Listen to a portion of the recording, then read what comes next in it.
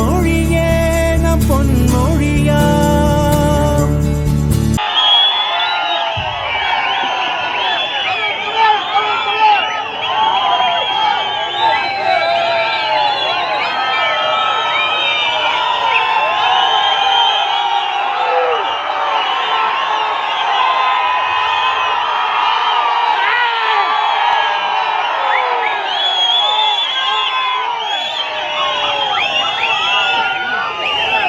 என்னரும் தமிழ் சொந்தங்களே,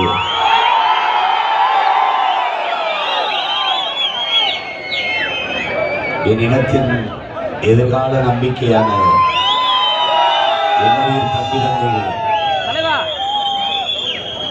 உங்கள் அனைவருக்கும் என்னுடைய அன்பும் வணக்கம். நல்லா இருக்கு.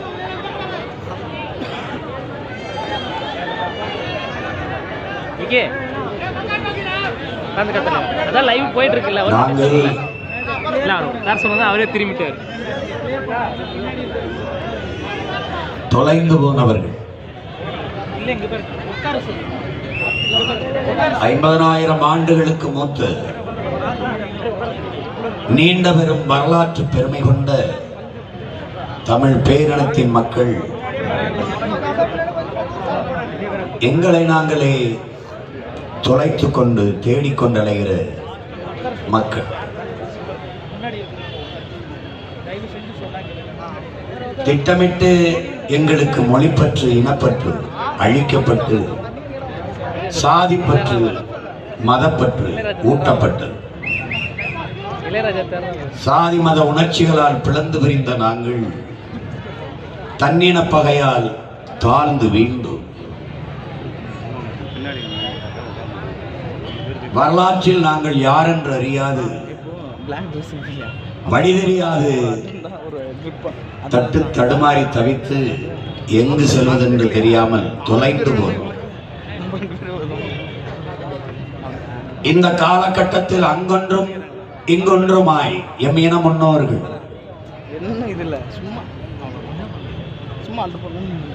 எங்களுடைய முன்னவர்கள்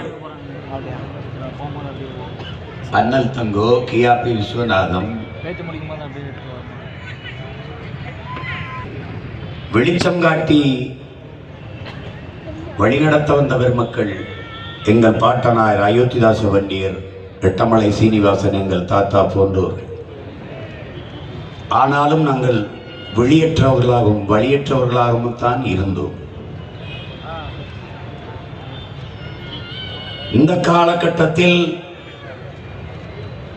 அடிமைப்பட்டு கிடக்கிற இனம் விடுதலை பெறுவதற்கு ஒரு தேச விடுதலை தான் முழுமையான விடுதலையை பெற்றுத்தரும் என்கிற புரிதலும் தெளிவும் தமிழ் பேரினத்தில் எங்கள் உயிர் தலைவன் மேதகவி பிரபாகரன் அவர்களுக்கு மட்டும்தான் இருந்தது.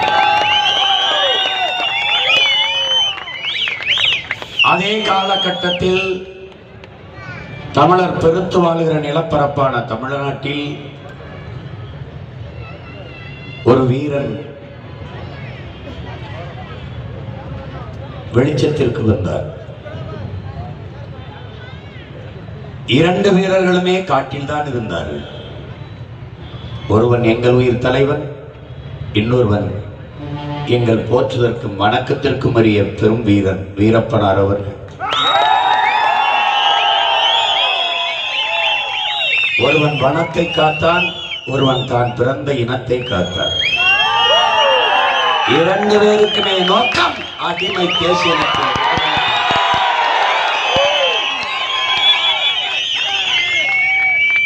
வழியே இல்லாமல் துப்பாக்கி தூக்கிய வீரர்கள் எங்கள் முன்னவர்கள்.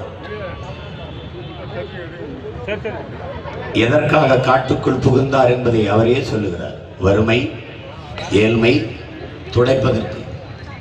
ஆனால் என் மகள் பேசியது போல தன் வறுமை மட்டும் போனால் போதுமா, தன் பிறந்த சமூகத்தின் வறுமையும் போக்க வேண்டுமா என்கிற கனவு வருகிற போது தன்னை வருத்திக் கொண்டேனும் தான் பிறந்த சமூகத்தை உயர்த்தியாக வேண்டும் என்கிற எண்ணத்தில் எங்கள் வீரப்பனார் தமிழ் தேசியவாதியாக மாறினார். இந்த நிலத்தில் இவரும், அந்த கரையில் அவரும். நான் கூட ஒரு இடத்தில் பேசினேன், காட்டுக்குள் போனாலும் எனக்கு வேலை இருக்கிறது, கடல் தாண்டி அந்த நாட்டுக்குள் போனாலும் எனக்கு வேலை இருக்கிறது.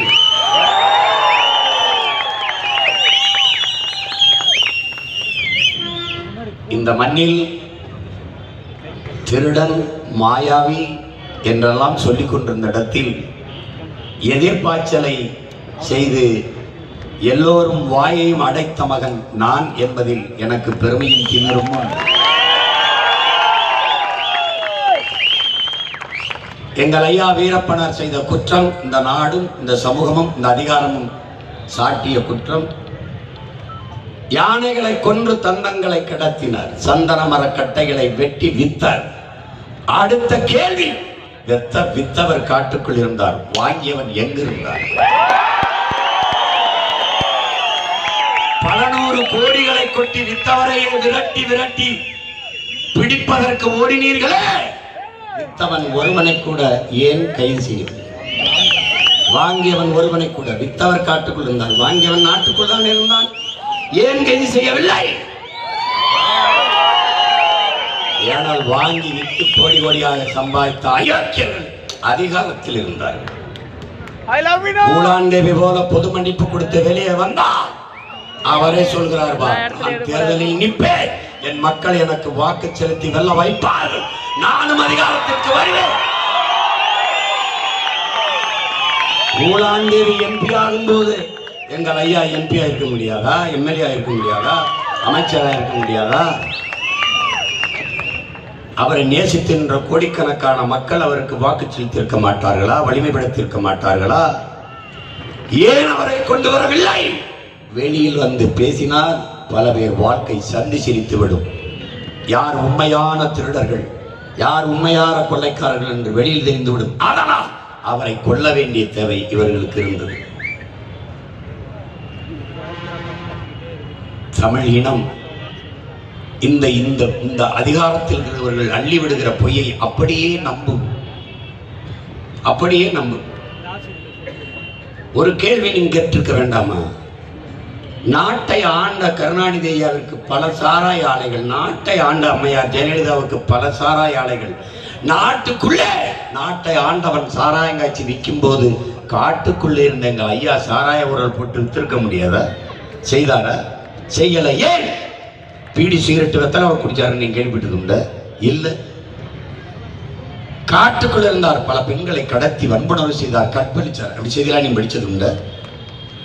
ஆனால் நாட்டுக்குள்ளே நாட்டை ஆண்ட எத்தனை அமைச்சர் பெருமக்கள், எவ்வளவு பேர், என்னென்ன அயோக்கியத்தனம், லட்சக்கணக்கான கோடிகளை பதுக்கி ஒதுக்கி வைத்தார்.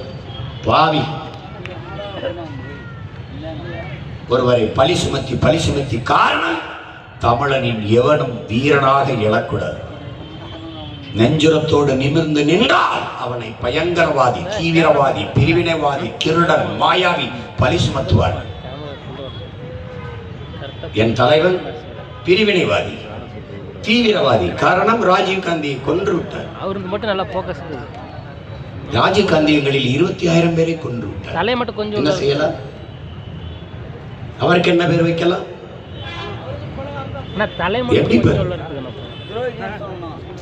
என்னரும் தமிழ் சொந்தங்களே, ராணுவ டேங்கர், பீரங்கி வண்டி வரிசையாக நம் மக்களை படுக்க வைத்து, கர்ப்பிணி பெண்கள், வயதை முதிர்ந்தவர்கள் எல்லோரையும் படுக்க வைத்து இடுப்புக்கு கீழே அப்படியே இடுப்போட சேர்த்து பீரங்கி டேங்கரின் சக்கரத்தை வச்சு நசுக்கி கொண்டு போட்டு போயிட்டு இந்திய ராணுவம். தலைவன் வந்து பார்க்கும் போது 3 வயது குழந்தை செத்து கிடந்தால், இடுப்பு கீழே நசுங்கி இப்படி கும்பிட்டபடி அந்த இடத்தில் துடித்தான். இந்த பச்சிளம் குழந்தை பாரத தேசத்திற்கு செய்த துரோகம் என்னடா? எதுக்காடா கொண்ட? அந்த வெறி இருக்க எத்தனை முறை, எத்தனை ஆண்டுகள் கடந்தாலும் அடங்க போவதில்லை.